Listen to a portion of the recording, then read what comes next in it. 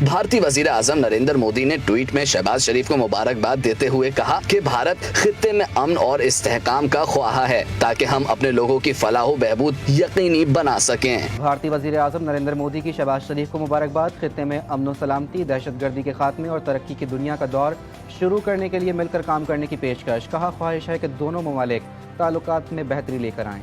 भारतीय वज़ीर आज़म नरेंद्र मोदी ने ट्विटर पर मुबारकबाद दी। लिखा, हिंदुस्तान दहशतगर्दी से पाक खित्ते में अमन और इस्तेहकाम का ख्वाहा है ताकि हम तरक्याती चैलेंजेस पर तवज्जो मरकूज कर सकें और लोगों की फलाह बहबूद को यकीनी बना सकें। एक बादशाह था जिसने 10 जंगली किस्म के कुत्ते पाले हुए थे।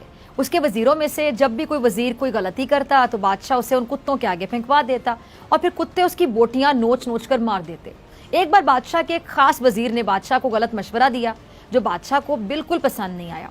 बादशाह ने फैसला किया कि वजीर को कुत्तों के आगे फेंक दिया जाए। वजीर ने बादशाह से इल्तिजा की कि हुजूर, मैंने 10 साल आपकी खिदमत की है, मैंने दिन रात एक की और आप एक गलती पर मुझे इतनी बड़ी सजा दे रहे, कुत्तों के आगे फेंकवा रहे हैं। आपका हुक्म सर आंखों पर, लेकिन मेरी बेलौस खिदमत के बदले मुझे आप सिर्फ 10 दिनों की मोहलत दे दें और फिर बिलाशुबा मुझे कुत्तों के आगे फेंकवा दें।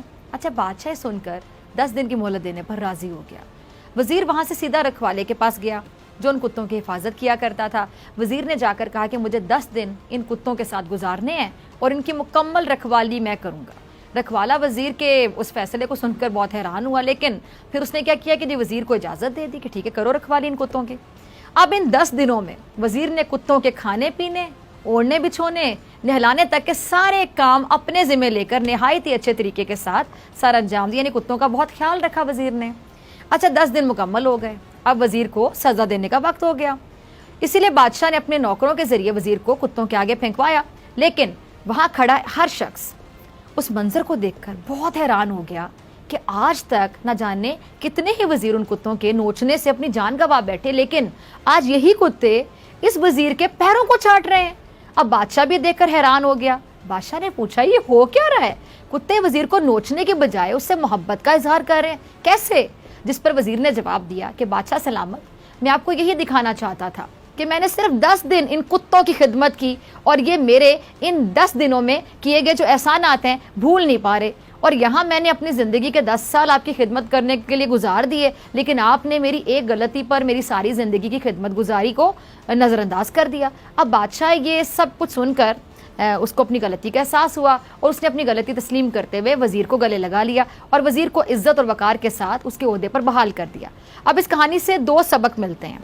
एक इंसान चाहे जितने मर्जी अच्छे काम कर ले, लेकिन जैसे ही वो कोई एक काम बुरा करेगा तो माशरा उसका जीना मुश्किल कर देगा। और कहानी का दूसरा बड़ा सबक ये है कि जी एहसान फरामोशी की कोई इंतहा नहीं है।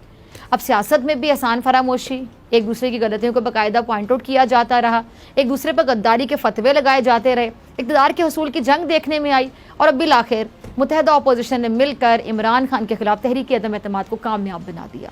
इमरान खान को इक़्तिदार से अलग करने की हिकमत अमली कामयाब हो गई और नए वज़ारत उज़्मा के तौर पर मुत्तहदा अपोजिशन की जानिब से शहबाज शरीफ, तहरीक इंसाफ की जानिब से शाह महमूद कुरैशी उम्मीदवार थे, लेकिन कामयाबी शहबाज शरीफ ने अपने नाम कर ली और यूँ वो पाकिस्तान के 23वें वज़ीर आज़म मुंतखब हो गए हैं।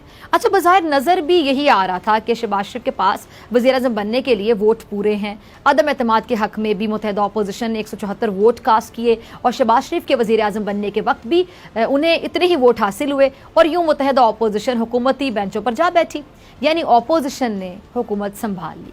अच्छा, तहरीक इंसाफ के बकौल आने वाली हुकूमत इम्पोर्टेड हुकूमत है क्योंकि ये बैरूनी कुव्वतों की मदद से इक़्तिदार में आई है और मुत्तहदा अपोजिशन ने ही इमरान खान के खिलाफ अदम एतमाद की तहरीक को कामयाब बनाया। अच्छा, एक वक्त था जब मुत्तहदा अपोजिशन इमरान खान की हुकूमत को सिलेक्टेड कहा करती थी और आज सिलेक्टेड कहने वालों को इम्पोर्टेड हुकूमत कहा जा रहा है। तहरीक इंसाफ का ये कहना है कि शहबाज शरीफ को किसी तौर पर भी वज़ीर आज़म की हैसियत से कबूल नहीं किया जा सकता क्योंकि शहबाज शरीफ और उनके हवारियों ने मुल्क और कौम के साथ बहुत बड़ा धोखा किया। और तहरीक इंसाफ के जो रहनुमा हैं वो ये दावा कर रहे हैं कि क्योंकि शहबाज शरीफ पर करप्शन के मुकदमात हैं, उनका दामन साफ नहीं है, लिहाजा उनको वज़ीर आज़म नहीं बनना चाहिए। और इस हवाले से कल बाबर अवान ने शहबाज शरीफ के वज़ीर आज़म बनने के लिए जमा कराए गए कागजात नामजदगी पर एतराज़ात भी उठाए, लेकिन सेक्रेटरी कौमी असम्बली ने एतराज़ात मुस्तरद करते हुए शहबाज शरीफ के जो कागजात नामजदगी हैं वो मंजूर कर लिए थे।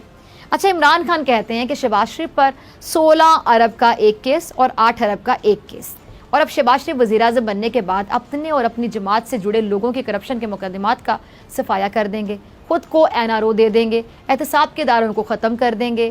اب عمران خان پہلے وزیر اعظم ہیں جن کے خلاف تحریک عدم اعتماد کامیاب ہوئی ہے۔ تحریک انصاف کی مخالف جماعتیں تحریک عدم اعتماد کی کامیابی کو عمران خان کی انا سے جوڑ رہی ہیں۔ عمران خان کے مخالفین کیا کہتے ہیں کہ جی عمران خان کی ضد اور انا انہیں لے ڈوبی، لیکن عمران ہے کہ ابھی گیم ختم نہیں ہوئی ہے اور انہوں نے اپنی گیم کو آگے بڑھانے کے لیے ایوان سے اپنے تمام ممبرز کے ساتھ استعفیٰ دے دی ہے۔ اچھا، شاہ محمود قریشی نے نئے وزیر اعظم کے انتخاب کے عمل کا حصہ بننے سے انکار کرتے ہوئے تمام ممبرز سمیت استعفیٰ دینے کا اعلان کیا۔